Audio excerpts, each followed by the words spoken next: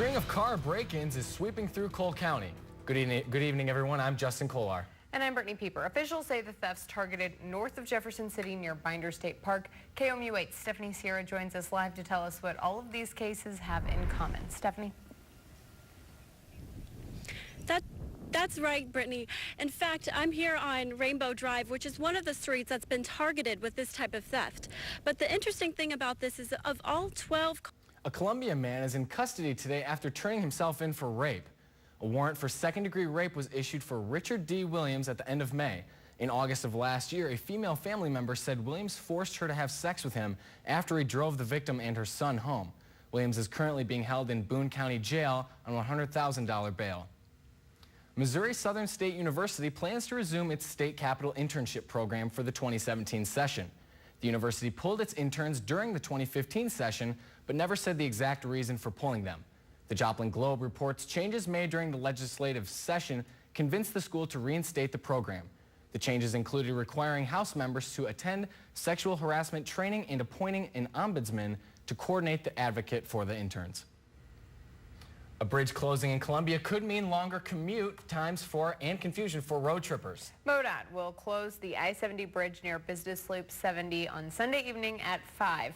FEMA and Lake of the Ozark residents are working to change flood level mapping.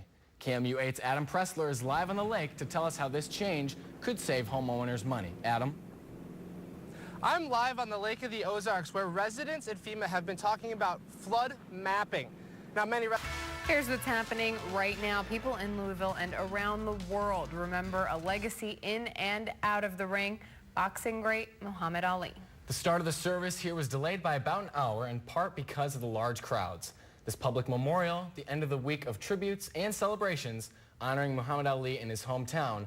NBC's Jay Gray has reaction from Louisville. Ali, Ali, Ali. Today, one final homecoming with the exuberance of youth. I am the greatest. Again, confirmed at his passing. Jay. Meanwhile, more sad news from the world of sports. Hockey great Gordie Howe died today at the age of 88. He played pro hockey for 32 years, including 25 seasons for the Detroit Red Wings. The man known as Mr. Hockey was a 23-time All-Star and led the Red Wings to 4 Stanley Cup titles. Still to come, it's starting to warm up in mid-Missouri. We'll tell you where to find a break from the heat coming up next.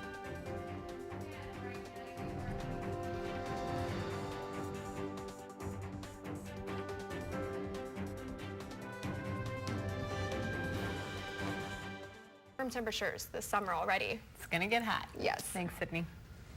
Well, if you do happen to find yourself outside this weekend and need a break from the heat, multiple places in Columbia are available for anyone to go inside and cool off.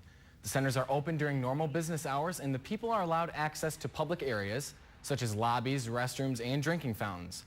You can find a list of these locations on our website at KOMU.com. We're going to have the latest on an officer-involved shooting at an airport in Dallas. That's coming up after the break.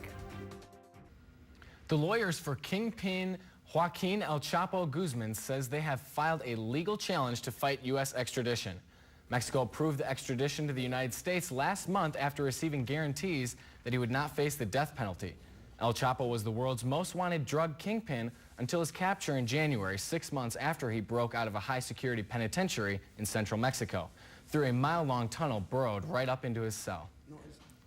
Authorities say a truck carrying 800 gas cylinders caught fire and some of the bottles exploded on a road in eastern Romania today. There were no immediate reports of injuries. A local official says one of the truck's tires exploded, leading to a fire and explosions. Authorities evacuated nearby residents and rerouted traffic to smaller roads. A local government official says firefighters managed to extinguish most of the fire. Some kids will have more time on the playground this fall. We'll talk about it after the break.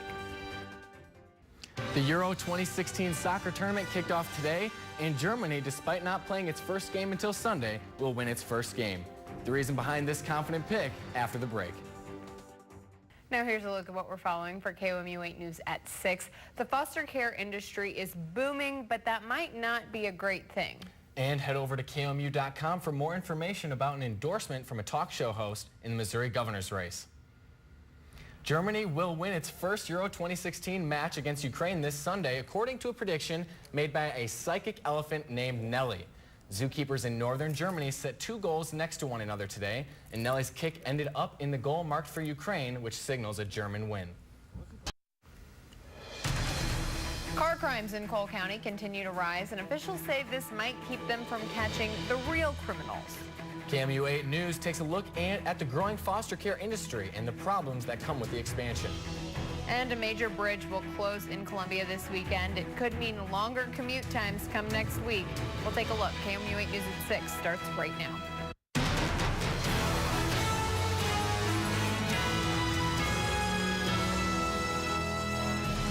A bridge closing in Columbia could mean longer commute times and confusion for road trippers. Good evening, I'm Justin Kollar. And I'm Brittany Pieper. MoDOT will close the I-70 bridge near Business Loop 70 Sunday evening at 5. A string of car break-ins is sweeping through Cole County. Officials say the thefts are being targeted north of Jefferson City near Binder State Park. KOMU 8's Stephanie Sierra joins us live to tell us how all of these cases have something in common. A Columbia man is in custody today after turning himself in for rape. A warrant for second-degree rape was issued for Richard D. Williams at the end of May. In August of last year, a female family member said Williams forced her to have sex with him after he drove the victim and her son home. Williams is currently being held in Boone County Jail on $100,000 bail. FEMA and Lake of the Ozark residents are working to change flood level mapping. KOMU 8's Adam Pressler's live on the lake to tell us how this change could help homeowners save money. I'm out here live on the... There's been a boom in the foster care industry, but KOMU 8 took a look at why that might not be the best thing. And a program that takes inner-city St. Louis kids and places them in suburban schools may be in jeopardy. That's coming up later in the show. Yeah, I look to spend some time in the pool tomorrow, and later on this weekend it's going to be so hot, you got to cool down. Yes. There's been a boom in the foster care industry, but KOMU took a look at why that may not be the best thing. We'll have an in-depth report on what's going on and how you can get involved when we get back. A group that oversees the St. Louis school desegregation program is discussing an option that could bring an end to the program. The program is the nation's largest and longest running school desegregation effort and has sent more than 60,000 black inner-city kids to suburban schools. The St. Louis Post-Dispatch reports the governing board is discussing an option that would admit only kids whose siblings are already enrolled in suburban schools to the program. Republican governor candidate hopeful Peter Kinder was endorsed by conservative talk radio host Rush Limbaugh. The two men grew up together in Cape Girardeau. Limbaugh described as a lifelong friend. He also says Kinder embodies conservative values. There are 4 people running for the Republican gubernatorial nomination. Attorney General Chris Koster, former Kansas City Mayor Charles Wheeler, and Leonard Steinman are running for the Democrats. Julia Bauer says she only plays golf in her free time. We'll find out how she fared in a statewide competition. Sports is next. A weekend of celebrations are beginning for Queen Elizabeth's 90th birthday. Today, the Queen and Prince Philip attended a Thanksgiving service at St. Paul's Cathedral in London, joined by other members of the royal family and politicians past and present.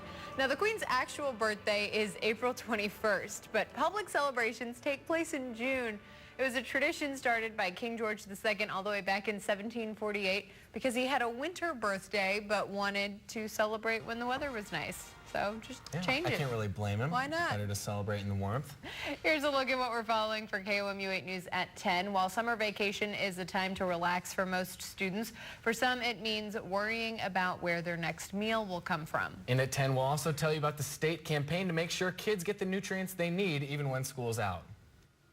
It will be clear and calm tonight with a low right around 70 degrees, so it'll stay warm throughout our overnight hours. We'll be back in the 90s on your Saturday and back into the 90s again on Sunday. We do have a slight chance for some rain Sunday night, but definitely stay hydrated this weekend. It's going to be a hot one. That's our time for now. Thanks for joining us. Have a good night, everybody. On air, online, on Facebook, on Twitter, on the News app, and the Weather app. KOMU 8 News. Coverage you can count on.